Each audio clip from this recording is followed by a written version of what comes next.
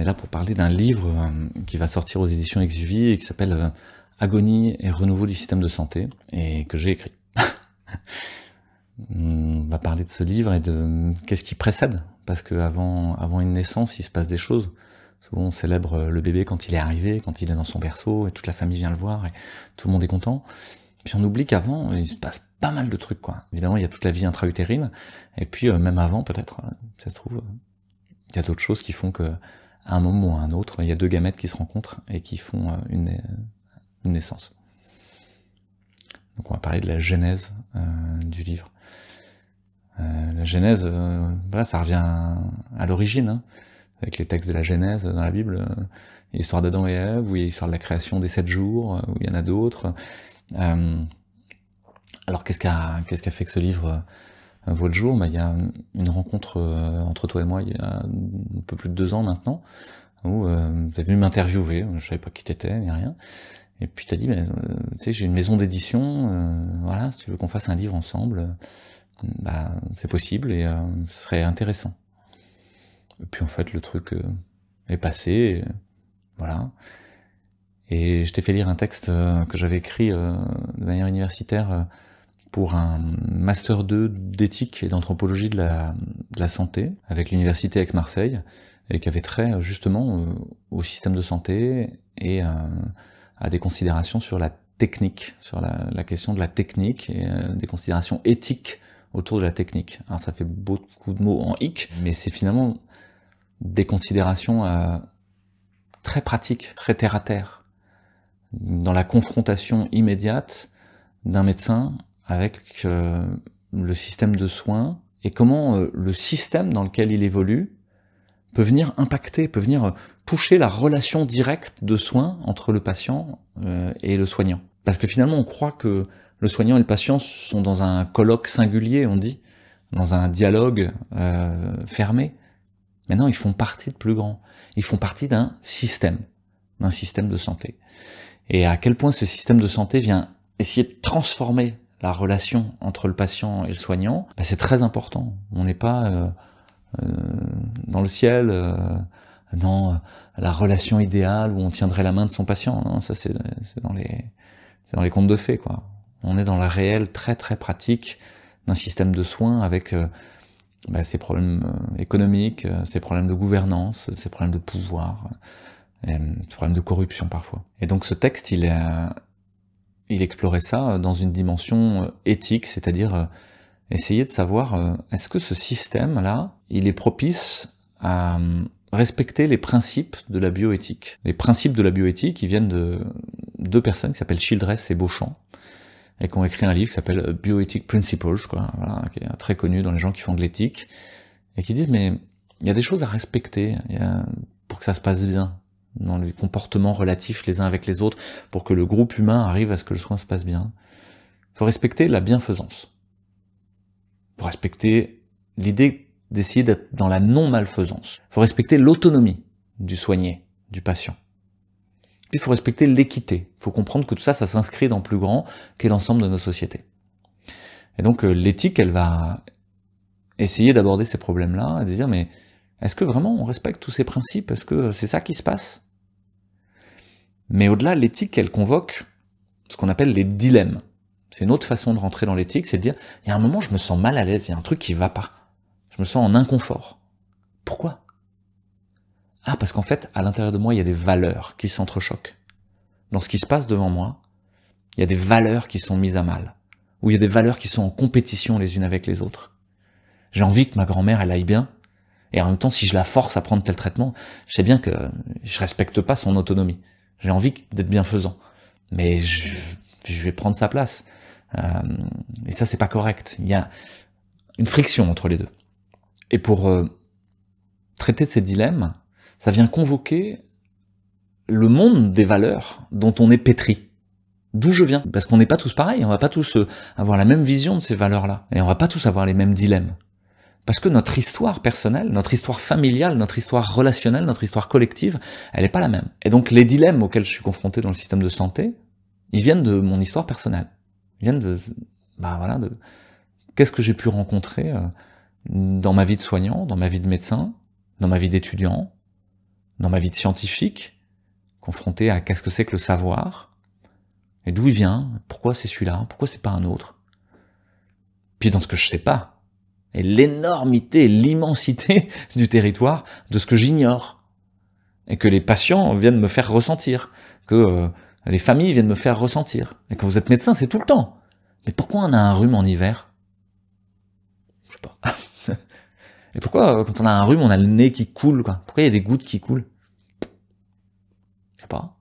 Je peux t'expliquer, essayer avec mes mots, mais ça va pas rejoindre ton expérience, toi, de souffrance ou de maladie. Donc, dans la genèse de ce livre, il y a à la fois ce texte dont je vous parle là, dont je te parle là, qui est venu se poser, mais sont convoqués aussi tout ce que j'ai pu traverser moi, à titre personnel, d'expériences qui m'ont structuré, et qui m'ont amené à ce système de valeurs dans lequel je suis, et qui est pas le même que toi, qui est pas le même que quelqu'un d'autre en face, qui vont se confronter, mais qui a été modelé, pétri par la vie et 43 ans de vie, quoi. Et 43 ans d'expérience.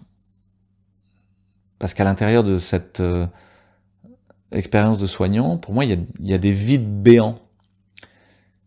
Et il y a d'autres choses qui sont venues s'y mettre. Quand j'ai rencontré des gens qui font des ethnomédecines, donc médecins ayurvédiques, des médecins tibétains, des médecins traditionnels chinois, des guérisseurs africains, des druides celtiques, des chefs indiens, amérindiens, leur médecine était toujours pétrie d'une cosmogonie.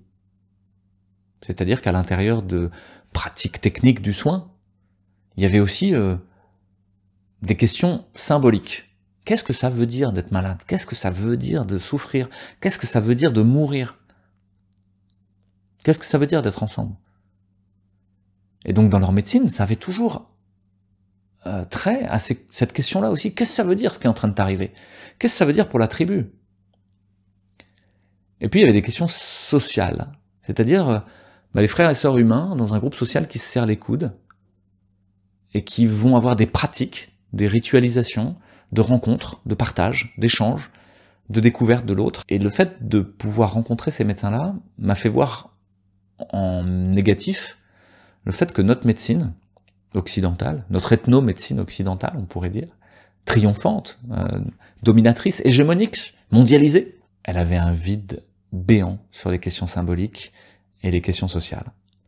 Et qu'elle ne s'intéressait qu'à des réponses techniques, c'est-à-dire des outils pour répondre à un problème et donner une solution. Mais jamais pour inscrire le problème dans plus grand, ou dans un sens général qu'on aborde tous ensemble. Il y a une autre partie de ce qu'est le soin, et de ce qu'est leur relation, de ce qu'est la symbolique et le champ social des remèdes à la souffrance, qui m'a été offerte par la confrontation à la souffrance directe. Mon expérience de médecin, c'est une expérience de confrontation à la souffrance. De voir des gens qui souffrent, de voir ma propre souffrance en regard, mon impuissance à agir, mon dénuement face à la mort ou face à la gravité de certaines maladies, mon euphorie de toute puissance en brandissant un respirateur, un laryngoscope, une machine de dialyse ou des amines précises comme la noradrénaline ou l'adrénaline dans des situations de choc ou de très grande gravité. Et en même temps, la confrontation au fait que malgré cette noradrénaline, malgré la machine de dialyse, le respirateur, la nutrition artificielle, quel sens ça a? Pourquoi je fais ça? Pourquoi la famille doit subir ça? Pourquoi le patient doit subir ça? Parce qu'un patient en réanimation, c'est un patient qui descend aux enfers, littéralement. Un passage en réanimation, c'est une descente aux enfers. Pourquoi? Pourquoi faire? Et donc il y a de très nombreuses questions qui se sont posées, qu'on pourrait dire éthiques. Est-ce que j'ai le droit d'accompagner une fin de vie? Est-ce que j'ai le droit de décréter qu'il faut limiter les thérapeutiques actives, faire ce qu'on appelle des LATA en médecine? Et donc il y a eu plein de rencontres. Et ça a été le gros intérêt de mes études d'éthique, c'est de rencontrer plein de médecins, plein de soignants, dans plein de dimensions différentes du soin, qui se posaient les mêmes questions, à des endroits différents.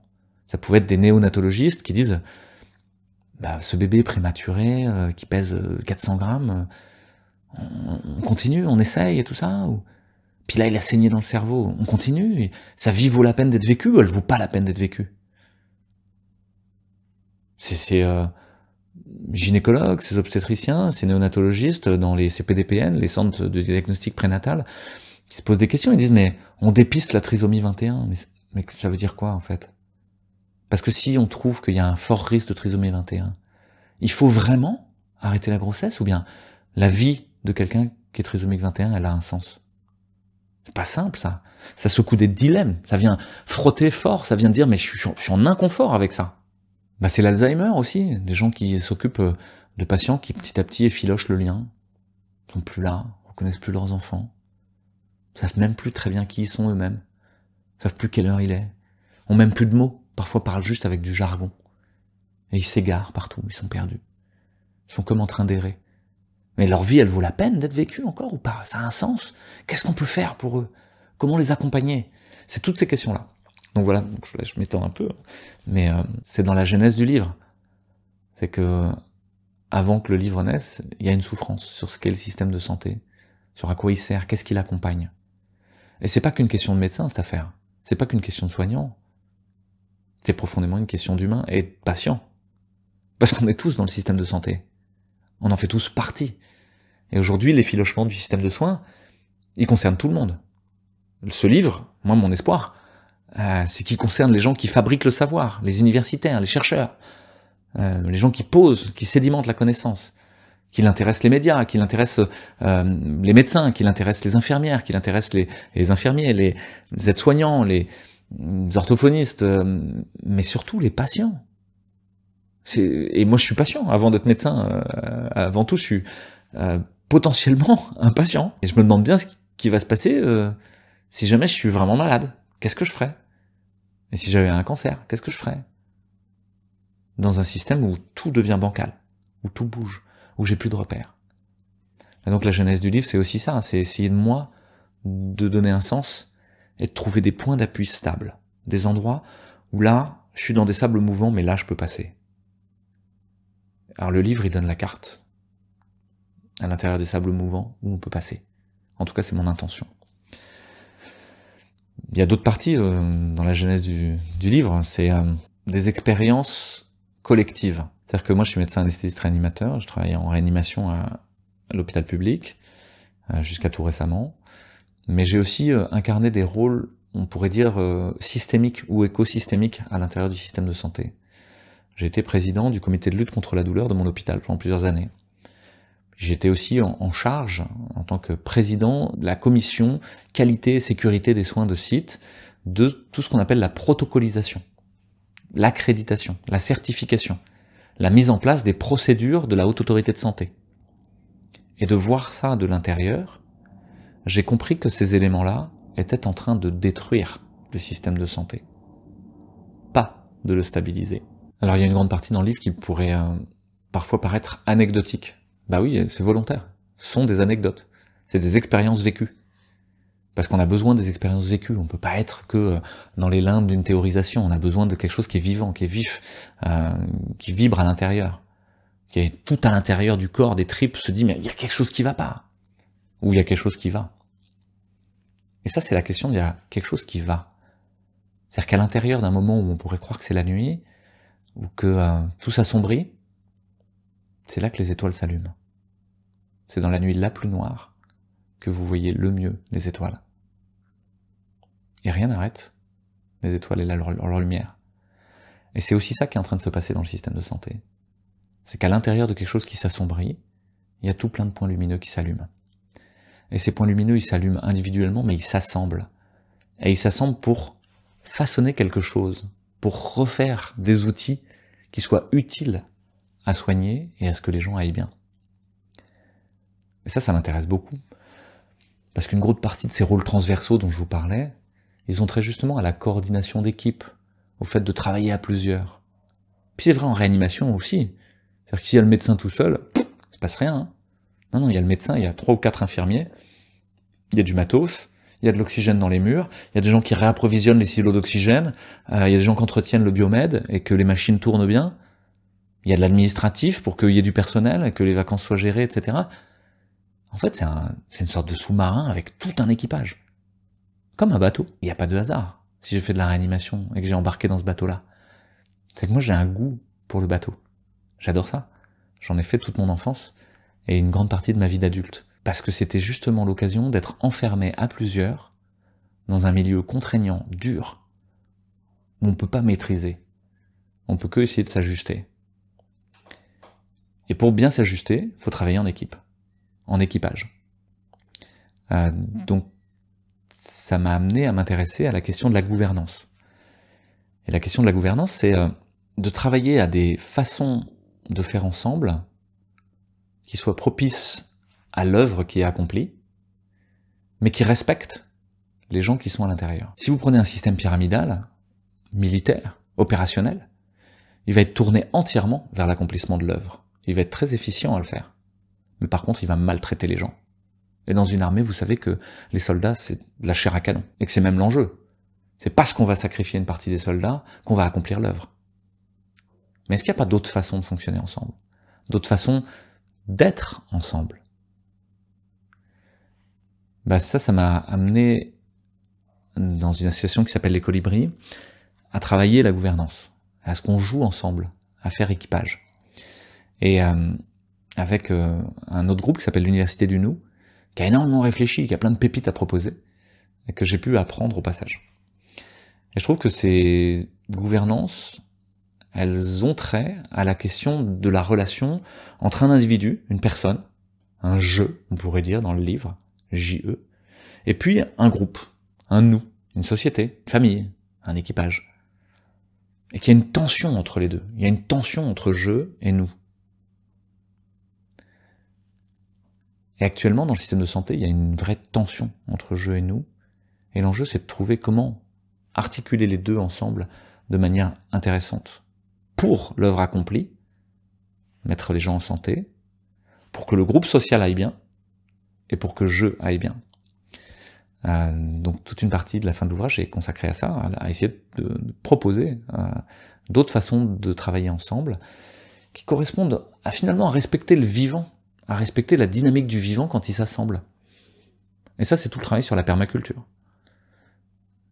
Quelqu'un qui s'appelle Masanobu Fukuoka, qui a écrit un livre qui s'appelle La révolution d'un seul brin de paille, et qui parle du non-agir, qu'avant de vouloir tout transformer comme un bourrin, et si je regardais déjà. Et une fois que j'ai regardé, j'essaie de trouver les failles, j'essaie de trouver les endroits où là, mon action va être juste. Puis ensuite, je vais bosser. Non-agir, ça va avec agir juste. Ça va pas avec voler rien foutre al país, quoi. Non. Voilà ce qui est convoqué dans la Genèse, et pour arriver à mettre en place ce côté vivant des interactions dans un groupe, on a certaines choses qui nous aident, notamment tout ce qui est à l'interface, tout ce qui entre nous deux. C'est la communication. Et on peut avoir une communication qui est de l'ordre de la manipulation, comme dans le management, où je vais passer mon temps à essayer d'entourlouper l'autre, de l'hypnotiser, de lui faire prendre des vessies pour des lanternes, de l'amener là où je veux l'emmener. Ou là, on peut avoir une vraie communication respectueuse l'un de l'autre, où on va commencer par s'écouter, par non-agir. Et ça, pour moi, c'est l'apport fondamental de la communication non violente. Et par non-violence, il ne faut pas comprendre une fuite de la violence. Il y a beaucoup de gens qui utilisent la communication non violente comme un outil pour se soustraire à la rencontre et à la friction de la rencontre. Il y a beaucoup de gens qui utilisent la communication non violente pour manipuler l'autre. Mais en fait, la communication non violente, c'est une communication naturelle et vivante. C'est essayer de revenir à quelque chose de vivant et de respectueux.